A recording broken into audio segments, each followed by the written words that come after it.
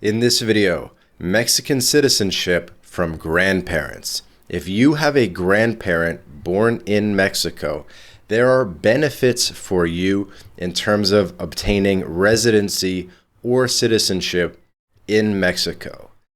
And it really depends on a couple factors here, whether you're going to be able to obtain citizenship or simply residency in Mexico from those grandparents.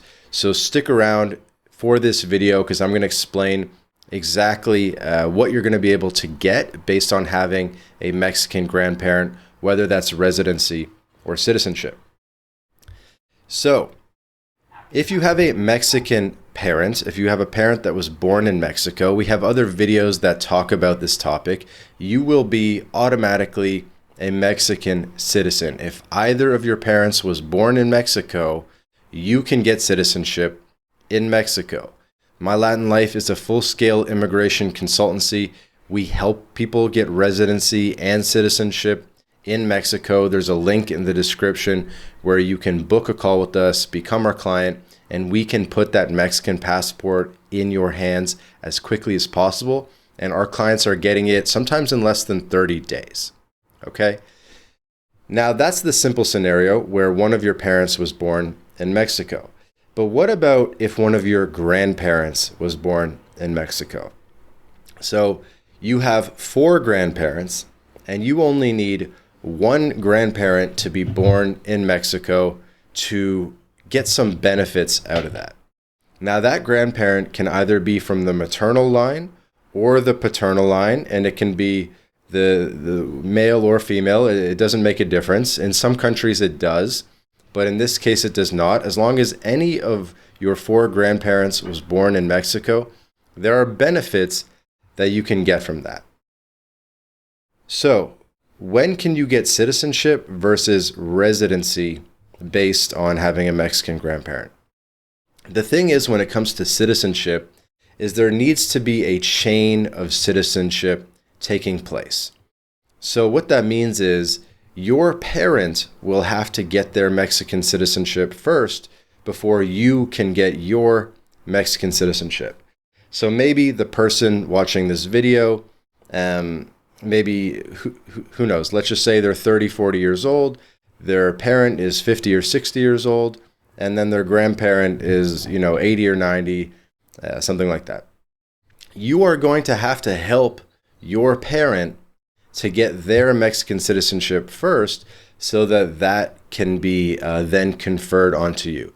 So we cannot break the chain of citizenship. In that sense, it needs to be passed along, or it cannot skip a generation. So if you are the grandchild of a Mexico-born national, you are going to have to help your parents, whichever parent, is the Mexican descendant, you're going to have to help your parent get that Mexican citizenship first. We do this quite a lot at MyLatinLife, where we help that parent generation get the citizenship first, and then once they have obtained their citizenship certificate, we can get you citizenship next. So it's sort of a 2-step process in that sense. It's very doable, but it is sort of a 2-step process.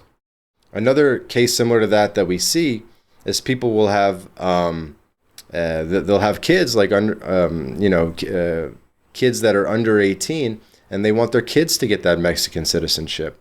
And the thing is that the parent is actually the blocker.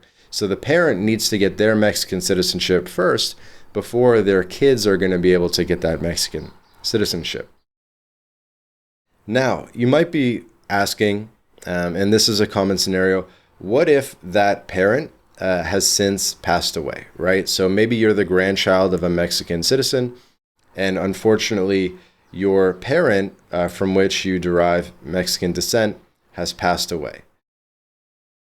So in that scenario, you will not be able to get Mexican citizenship because the chain is essentially broken, where your parent never became a Mexican citizen, they were never recognized, they never got their Mexican birth certificate or Mexican citizenship certificate. And so there's sort of a broken chain of events there. However, the good news is that you can still get residency in Mexico as the grandchild of a Mexican citizen. So if your parent has passed away and therefore you're unable to help them get the citizenship and therefore have you get the citizenship, you can still get residency in Mexico. And it's still a great benefit because the normal path to residency in Mexico is that you would need to show financial solvency. And the financial solvency numbers have become quite high, where, and we have videos about this too, but as of right now, you need to show about $4,500 a month of after-tax income each month for the past 6 months, or you need to show around $75,000 in savings as a minimum savings balance every month for the past 12 months. So that's actually a pretty high bar for a lot of people. And we find that a lot of people who book calls with us actually don't meet those financial solvency requirements. And we have to try to come up with a more creative solution to help them get Mexico residency. But if you are the grandchild of a Mexican-born national, then you can actually skip those financial solvency requirements, and we just need to prove that you have a Mexican grandparent, and we can get you residency in Mexico.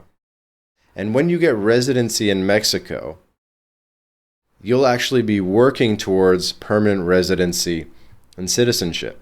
So you'll probably start on temporary residency. You can obtain this residency either directly in Mexico or through the consular system in the United States or in whatever country that you happen to be living in, as long as you're a resident. And then you'll be working towards permanent residency. And then you can also work towards citizenship. Now, permanent residency in Mexico is huge because it doesn't expire. There's no physical presence requirements to maintain the permanent residency. So it's essentially for life. So it's the best possible plan B or plan A that you could ever have because there's very little requirements or things that you need to do in order to maintain that residency.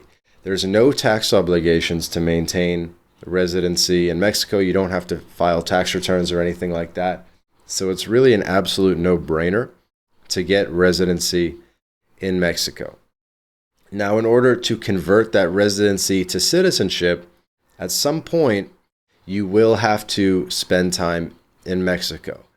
The requirement is that you need to spend 18 months in a 24-month period in Mexico to apply for citizenship. In other words, during a 2-year period, you can only be out of Mexico a maximum of 6 months. So if you are that grandchild of a Mexican citizen, I'd say get the residency, work towards permanent residency, start the process now before they change things and make it more difficult. So let's get you going now. Book a call again in the description and we can get you going. We can get you residency. Get that permanent residency locked in. And then at some point in the future, you have that option to convert it to citizenship where you just say like, hey, at some point in the future, if I want to move to Mexico and live there for 2 years, I can actually obtain Mexican citizenship. And you don't have to do that now. You can do that 5 years from now, 10 years from now, when you want to retire, whatever. So we have a lot of clients doing that where, they're working towards permanent residency now. They're obtaining that permanent residency now, but citizenship is kind of on the back burner or something that they're planning to do in the future. Same for me. I'm a permanent resident of Mexico, but I just travel so damn much that at this point in my life, I'm unable to meet that requirement of 18 months in a 24-month period in Mexico. So I'm not getting Mexican citizenship right now, but I know at some point in the future when my travel plans slow down or I'm down to sort of settle in Mexico on a bit more permanent basis, that I can opt to follow those constraints and say, hey, I'm down to start putting in the time to work towards Mexican citizenship. To get Mexican citizenship, you will also need to speak a decent level of Spanish. You'll have to pass a civics test on Mexican history. But we actually have study guides and things that will help you pass that civics test, that Mexican history test that we share with our clients who are going through the naturalization process. So we've had people successfully go through that and get Mexican citizenship, get that Mexican passport in their hands.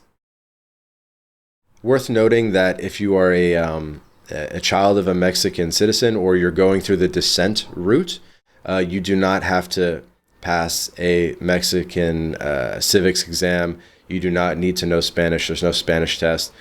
So if you're that child of a Mexican citizen, you don't have to do a Spanish test. Don't worry. That's only for people naturalizing in that sort of residency to citizenship naturalization route. Okay, so I hope this video cleared up some doubts for you guys about how to get Mexican citizenship or residency from grandparents. If that middle generation, the parents are still alive, let's get them Mexican citizenship, and then that continues the chain of Mexican citizenship, and then you can get your Mexican citizenship, and then you can pass it to your kids, giving them Mexican citizenship. But the idea is the chain cannot be broken.